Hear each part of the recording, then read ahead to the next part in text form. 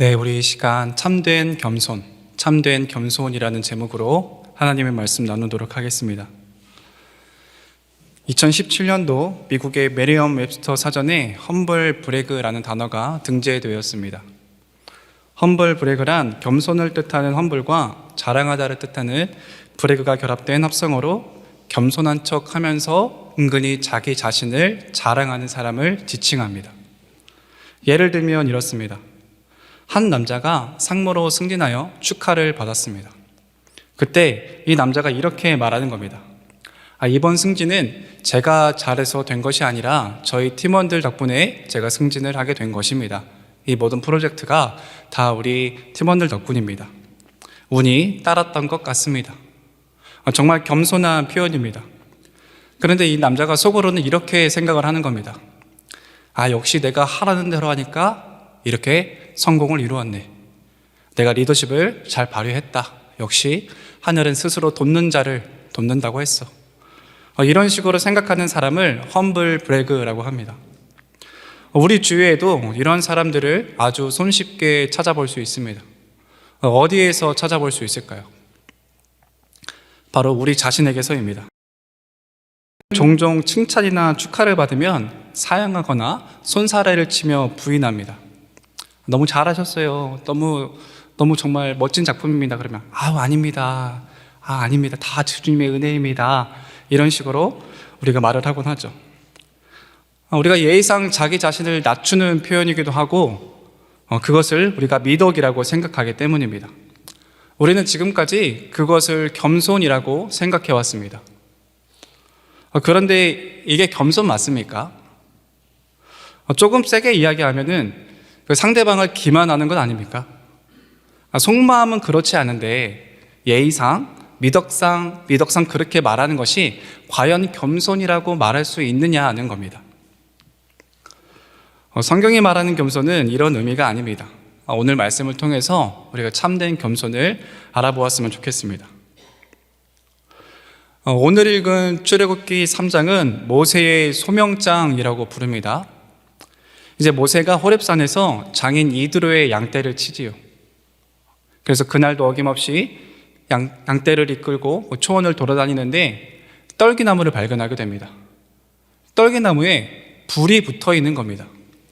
근데 나무에 불이 붙어 있으면은 그 불이 나무를 태워야 되는데 그 나무는 그대로 있는 채로 불이 훨훨 타오르고 있는 겁니다. 이게 뭐지? 모세는 그것이 너무 신기했던 겁니다. 처음부터 하나님의 음성이 들렸던 것이 아니라 하나님이 모세의 관심을 이끄시고 모세의 호기심을 이끌어서 거기로 나아오게 하신 것입니다.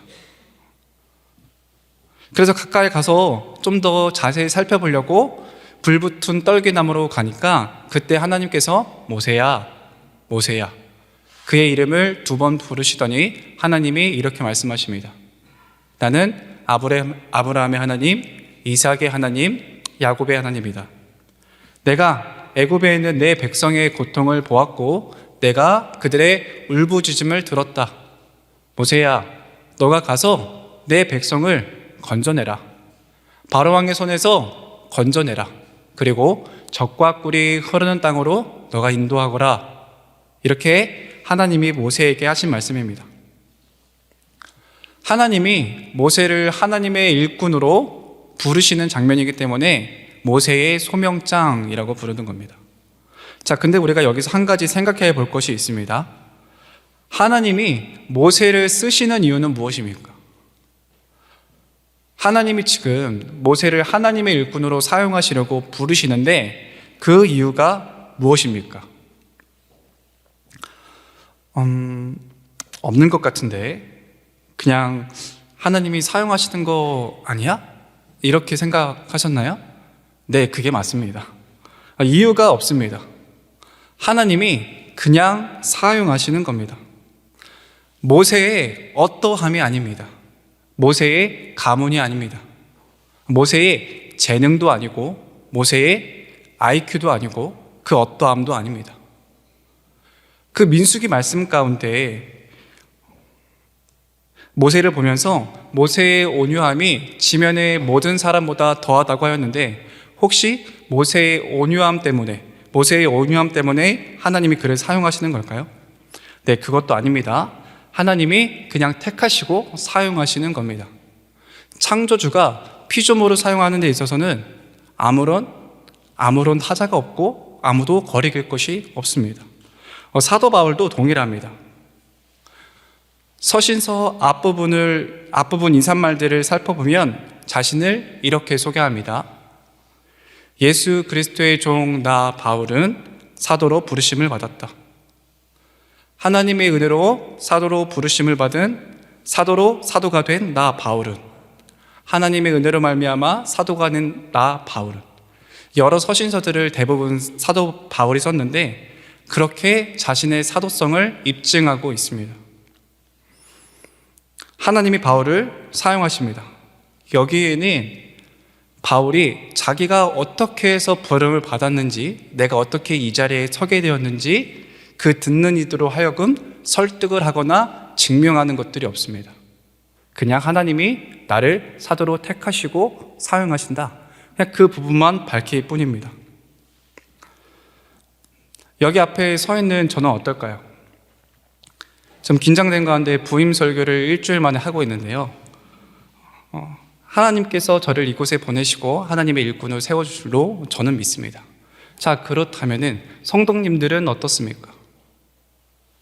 성도님들의 사업장, 성도님들의 일터, 성도님들의 가정, 그리고 여러 세계 나라가 있는데 그 중에서도 굳이 이 한국 땅에 태어나게 하신 것, 그리고 대한민국에 여러 지역들이 있는데 그 중에서도 경기도 남양주, 이곳에 하나님이 배치하신 이유는 무엇입니까?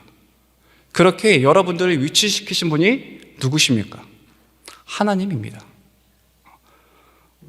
우리 모두가 하나님이 그 뜻에 따라서 위치하고 배치시킨다면 거기에 마땅히 서는 것이 피조물, 하나님의 자녀로서의 당연한 본분입니다. 모세도 그렇습니다. 하나님이 그분의 뜻에 따라 모세를 택하시는 겁니다. 그런데 부르심을 받은 모세의 태도가 어떻습니까? 우리가 함께 읽은 본문 11절에 의하면 제가 누구이기에 바로 왕에게 가고 제가 누구이기에 이스라엘을 건져내겠습니까? 이렇게 말합니다. 모세의 미적지근한 태도에도 불구하고 하나님은 계속해서 그를 부르십니다. 하나님이 함께 하겠다고 말씀하시고 보상이 있을 거라고도 말씀하십니다. 그리고 말을 좀 둔하다고 하니 내가 네 옆에 사람도 붙여주겠다고도 말씀하십니다. 저는 하나님이 만약 이렇게 저에게 말씀하시면은 좀 갈 법도 한데 모세는 하나님의 초청을 무려 5번이나 거절합니다. 저는 신학대학원 입시를 준비할 때 이것이 시험에 나오는 부분이어서 이 민말보라고 외웠습니다. 5번, 제가 누구에게 가겠습니까? 하나님의 이름을 저는 잘 모릅니다. 믿을 만한 자를 보내십시오. 저는 말이 둔한 자입니다. 보낼 만한 자를 보내소서. 하나님의 5번의 초청에 모세도 5번의 불순종한 태도를 보이며 그 응답을 거부합니다. 이런 모세의 태도는 과연 겸손인 걸까요? 이런 모세의 태도는 겸손한 듯 보이나 교만한 겁니다. 교만에는 2가지 모습이 있습니다. 첫째, 내가 할 수 있다고 생각하는 교만입니다. 이 시대의 흐름이기도 하고 이 시대의 풍조이기도 합니다. 서점에 가보면 자기계발과 관련된 책들이 베스트셀러 코너에 많이 있습니다. 역행자, 퓨처 셀프, 그릿, 인류의 조건 등 다양한 책들이 있습니다. 저도 이 중에서 퓨처 셀프라는 책을 좀 앞부분을 좀 읽어봤는데요. 주된 논지가 그렇습니다. 내가 원하는 미래의 내 모습을 구체적으로 설정합니다. 내가 원하는 내가 미래에 이런 모습이었으면 좋겠다 하는 그 미래의 모습을 구체적으로 설정합니다. 그렇게 지어진 미래의 나를 현재로 끌어옵니다. 그래서 현재 내가 사는 것이 아니라 미래에 내가 현재에 살도록 하는 것이 이 책의 중요한 논지입니다. 그래서 미래의 나로서 선택을 하고 미래의 나로서 결정을 하는 거다 보니까 미래에 내가 이곳에 왔다면은 내가 어떤 것들을 더 개발해야 하는지, 내가 미래에 내가 왔다면은 불필요한 것들이 무엇인지를 가지치기를 하는 그런 작업들을 현재에서 실행할 수 있다는 장점들이 있는 거죠. 이 책을 읽어보면은 참 놀라운 통찰들을 참 발견하게 됩니다. 참 세상에 똑똑한 사람들이 많습니다.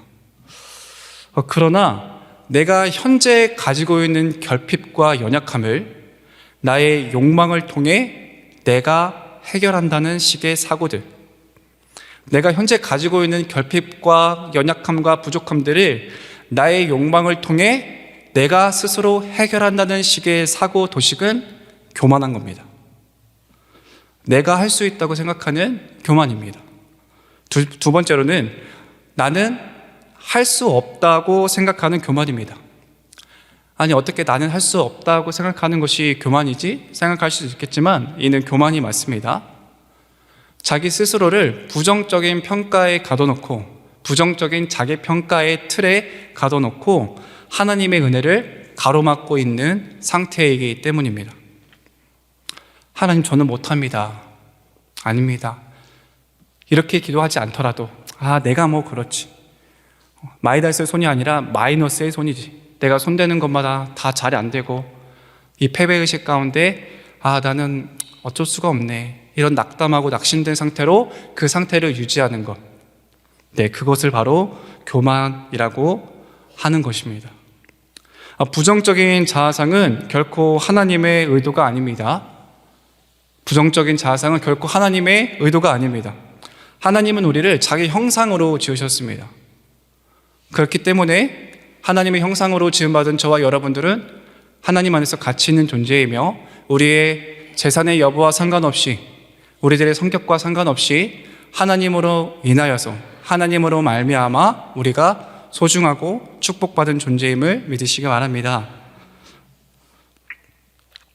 그래서 우리가 혹시 성도님들 가운데 내 스스로를 자꾸 타인과 비교하며 내 스스로를 평가하고 내 자신을 깎아내리거나 내가 나를 연민 속으로 빠뜨린 자기 연민, 또 나를 계속해서 낮은 사람으로 바라보는 어떤 자기 비하하는 영역이 있다면은 그것은 하나님께로부터 온 것입니까? 사단으로부터 온 것입니까? 하나님은 절대로 우리에게 그런 마음을 주시지 않습니다. 하나님은 그런 의도를 품고 계시지 않고 우리를 사랑으로 돌보시는 하나님이십니다. 그 모든 것들이 여러분들 마음간에 있다면은 누구로부터 그 생각을 받아들인 것이고 누구로부터 그 마음에 심겨진 것인지 우리가 생각해 볼 필요가 있습니다. 바로 사단이 우리의 마음과 생각 가운데 씨를 뿌리는 것입니다. 자, 내가 할 수 있다고 생각하는 교만과 나는 할 수 없다고 생각하는 교만의 공통점은 무엇입니까? 하나님이 아닌 내 자신을 바라보는 것입니다. 시선이 하나님께 있는 것이 아니라 나에게 있는 것입니다. 나는 할 수 있어. 나는 할 수 없어. 나는 할 수 있어. 나는 할 수가 없어. 모세의 경우는 후자인 것입니다. 저와 성도님들은 전자와 후자 중에 어디에 해당될까요? 생각하지 않으셔도 됩니다. 우리는 두 가지 교만을 모두 다 가지고 있습니다. 때로는 자신감에 차서 모든 일을 다 할 수 있을 것 같은 때가 있습니다. 이것도 할 수 있고 내가 시간을 잘 분배해서 이런 식으로 내가 업무를 처리하면은 내가 어느 정도의 성장과 성취를 이루겠다, 이런 자신감에 차서 그런 마음이 들다가도 어느 날은 날씨에 의해서, 상사와의 관계를 통해서, 가정의 어떠한 일로 인해서 내 안에 부족함과 연약함을 직면해서 마주했을 때, 이럴 때에는 정말 내가 뭐라고, 정말 어렵고 힘들다, 벅차다, 이렇게 계속 살아가야 되는 걸까? 인생의 회의를 느끼기도 합니다. 그 두 가지가 우리 모두 안에 있습니다. 갈대와도 같은 것이 바로 사람 마음입니다. 우리가 이런 것들을 감정적인 것으로 치부해버릴 수도 있지만 사실 그 안에는 다 자기 중심성이 있는 겁니다. 내가 중요한 거고 내가 잘 됐으면 싶은 거고 내가 나를 너무나 사랑하는 것입니다. 부인할 수가 없습니다. 창세기 2장을 보면 아담과 하와가 뱀의 유혹에 넘어가 선악과를 먹었습니다. 어느 지점에 넘어간 걸까요? 어느 지점에 넘어간 걸까요? 선악과가 그렇게 맛있어 보였을까요? 물론 그럴 수도 있습니다. 성경 말씀에 선악과가 먹음직하고 보암직하고 지혜롭게 할 만큼 탐스러웠다, 이렇게 묘사하고 있습니다. 그런데 그 선악과의 탐스러움보다는 뱀의 말이 그들의 마음에 심겨졌을 것입니다. 너희 눈이 밝아져 하나님과 같이 되리라. 너희 눈이 밝아져 하나님과 같이 되리라. 아담, 하와, 너도 하나님 될 수 있어. 너도 하나님이 될 수 있어. 아, 그래? 이것만 먹으면? 솔깃하지 않으세요? 결국 교만이란 내가 하나님이 되는 것입니다. 내가 하나님이 되는 것이 교만입니다. 교만의 정의는 이렇습니다. 내가 하나님이 되는 것이 교만입니다. 창세기 1장에 밝히 드러난 진리입니다. 그렇다면 우리가 교만의 반대편에 서야 할 텐데, 교만의 반대편은 어디입니까? 겸손입니다. 바로 오늘 우리가 나누고자 하는 중요한 포인트입니다. 잘 들어주십시오. 겸손이란 있는 모습 그대로 정직하게 서는 것입니다. 다시요. 겸손이란 있는 모습 그대로 정직하게 서는 것이 겸손입니다. 이것이 겸손의 정의입니다. 그렇다면 하나님이 모세에게 명령하셨을 때 있는 모습 그대로 정직하게 토설하는 것이 겸손한 자세였습니다. 그럼 이렇게 말을 하는 겁니다. 하나님, 저 지금 그럴 능력이 없습니다. 그럴 에너지가 없어요. 저는 지금 절망감과 자기 비하에 빠져 있습니다. 이게 참된 겸손의 자세입니다. 하나님의 음성을 그냥 거부하고 안 하겠습니다 하는 것이 아니라 자기의 상태를 있는 그대로 정직하게 말하는 겁니다. 체면치레하고 거룩한 척을 하고 어떤 흉내를 내는 것이 아니라 그냥 있는 모습 그대로 하나님 앞에 서는 것이 겸손입니다. 그 대상이 하나님이 아닌 인간에게 있을 때도 동일합니다. 하나님께는 이렇게 하는데 인간에게는 다르게 행동한다? 그것은 정의가 잘못된 것이죠. 그래서 앞에 서두에 언급한 것처럼 어떤 한 남자가 상무로 승진하여 축하를 받았다면 그냥 그 축하를 받으면 되는 것입니다. 아, 네, 감사합니다. 제가 열심히 노력했습니다. 네, 알아봐 주셔서 감사합니다. 이게 겸손한 거라는 거예요. 제가 이제 어제 부임을 하고서 어제 청년 리더들과 함께 대화하는 시간을 가졌습니다. 한 남성 청년이 저에게 찾아와서 이렇게 물어보는 겁니다. 목사님, 풋살 좋아하세요? 네, 좋아합니다. 풋살 좀 차세요? 네, 저 좀 찹니다. 네. 그러니까 이 청년들이 이런 대답을 기대하지 않았던 거죠. 우리 일상적으로는 잘 못 찹니다. 그냥 취미로 합니다. 이럴 텐데 제가 월요일 저녁 8시부터 10시까지 항상 2시간 동안 올해 매주 그렇게 축구를 하고 있습니다. 그래서 청년이 그렇게 물어봤을 때 좀 찹니다. 이렇게 말했습니다. 좀 밥맛인가요? 네. 그런데 제가 그렇게 말을 했던 이유는 제가 정말 너무 잘나가지고 정말 손흥민 같이 차서 그런 것이 아니라 그냥 좀 차서 있는 그대로 조금 찬다고 말했던 것입니다.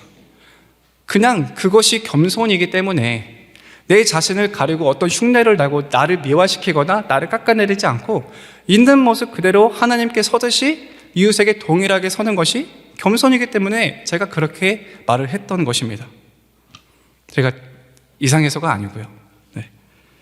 자, 그렇다면 어떤 사람들이 있는 모습 그대로 정직하게 설 수 있을까요? 하나님의 사랑을 누리고 있는 사람만이 자기 모습 그대로 설 수 있습니다. 지금 현재 하나님의 사랑을 누리고 하나님과 친밀한 관계를 누리고 있는 자만이 하나님께 있는 모습 그대로 정직하게 이웃에게 설 수 있습니다. 요한복음 3장 16절 말씀인데요, 저희가 한 목소리로 읽어보도록 하겠습니다. 시작. 하나님이 세상을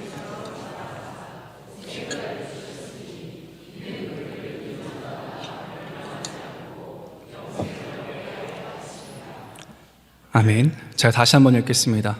하나님이 세상을 이처럼 사랑하사 독생자를 주셨으니 이는 그를 믿는 자마다 멸망하지 않고 영생을 얻게 하려 하심이라. 아멘. 성경에서 제일 중요한 말씀 하나를 뽑으라고 하면은 이 구절을 뽑습니다. 하나님은 사랑의 하나님입니다. 그런데 어떤 분들은 하나님에 대한 상이 왜곡되어 있는 경우가 있습니다. 하나님을 왜곡되게 바라보는 분들이 있습니다. 그리고 거기에 진심입니다. 두려운 하나님, 벌하시는 하나님, 엄격하신 하나님, 내가 죄를 졌을 때 그것을 질책하시고 왜 그렇게 행동했냐고 우리를 정죄하시는 하나님, 그래서 가차없이 그 부분에 대해서 심판하시는 하나님으로 인식하는 분들이 많이 있습니다. 기독교 간증 가운데 하나님이 나를 목회자로 부르셨는데 하나님의 부르심에 피해 다니다가 하나님이 때려서, 하나님이 치셔서 다시 돌아오게 되었다는 식의 간증들을 자주 보았을 것입니다. 기독교회 성도님들, 하나님은 우리를 치시지 않습니다. 우리 하나님은 선하십니다. 자비하고 노하기를 더디하고 인자와 진실이 많은 하나님이 저와 여러분의 하나님이십니다. 우리를 향한 선한 의도를 가지고 계십니다. 우리를 향한 선한 계획을 가지고 계십니다. 우리가 나아갈 때, 우리가 하나님께 의탁하고 의지할 때 하나님이 앞장서셔서 먼저 그곳을 세팅하시는 분이 바로 하나님 아버지이십니다. 이렇듯이 하나님의 사랑을 누리고 있는 자만이 있는 그대로 하나님 앞에 설 수 있습니다. 이 세상에서 우리를 구원하시기 위해 세상을 사랑하셨습니다. 오늘 말씀과 같이 하나님이 세상을 이처럼 사랑하사, 하나님이 세상을 이처럼 사랑하사, 하나님이 우리를 사랑하셔서 세상을 사랑해버리기로 작정하십니다. 그 사랑은 십자가의 사랑입니다. 그리스도 예수 안에 있는 생명의 성령의 법이 죄와 사망의 법에서 우리를 해방시켰고 우리를 건져내셨고 예수 그리스도의 반석 위에 세우신 분이 바로 하나님이십니다. 하나님은 영원하시기에 우리를 향한 사랑도 영원합니다. 우리가 알아야 할 것은 하나님의 사랑은 계속해서 흐르고 있다는 사실이에요. 하나님의 사랑은 풍성하면 계속해서 풍성해지지 줄어들지가 않는다라는 것입니다. 이미 십자가에서 이루신 사랑으로 인해서 하나님이 우리를 더 사랑할 수가 없어요. 이미 최고의 사랑을 보여주셨기 때문에 우리가 뭘 어떻게 행동하든지 간에 우리를 더 사랑하게 만들 수는 우리가 없다라는 거예요. 하나님이 최고의 사랑을 보여주셨습니다. 우리가 연약할 때에, 죄연되었을 때에, 원수 되었을 때에 그 사랑을 확증하신 분이 우리의 주 예수 그리스도입니다.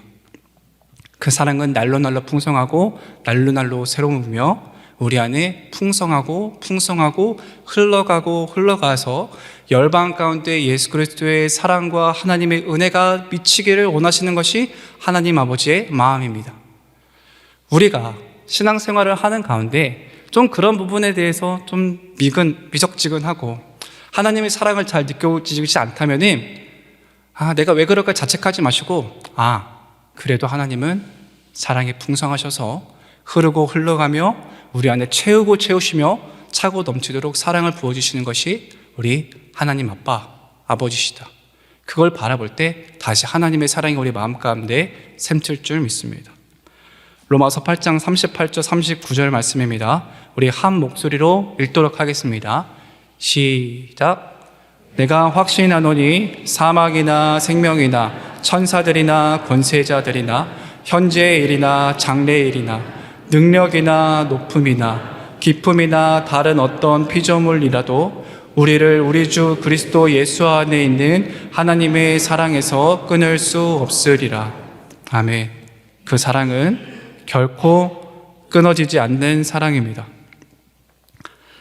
하나님께 겸손한 자가 하나님의 사랑을 누릴 수 있고, 하나님의 사랑을 누리는 자가 있는 모습 그대로 정직하게 설 수 있습니다.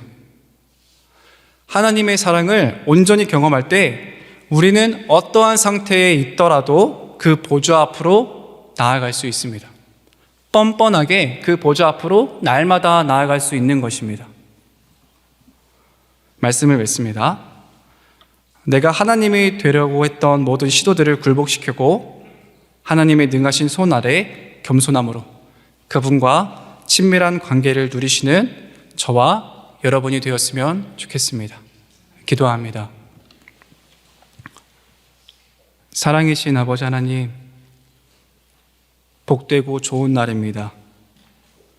하나님의 은혜와 하나님의 사랑이 길가의 교회 가운데 또 우리의 온 성도들 가운데 차고 넘치도록 경험시켜 주시고, 아버지의 말씀의 빛의 계시로 말미암아 우리들의 마음을 밝히시며 우리 마음판에 성령으로 인한 풍성함이, 성령의 충만하심이 오늘 예배를 통해서 더욱더 날로 새롭게 하시고 더해 가시니 주님의 은혜에 감사합니다. 주님, 겸손함이 있는 모습 그대로 서는 것이라 하셨사오니 우리가 우리 자신을 미화하지 아니하고 포장하지 아니하고 우리 자신을 있는 모습 그대로 정직하게 세울 때 하나님의 통치 안에 들어갈 줄 믿습니다.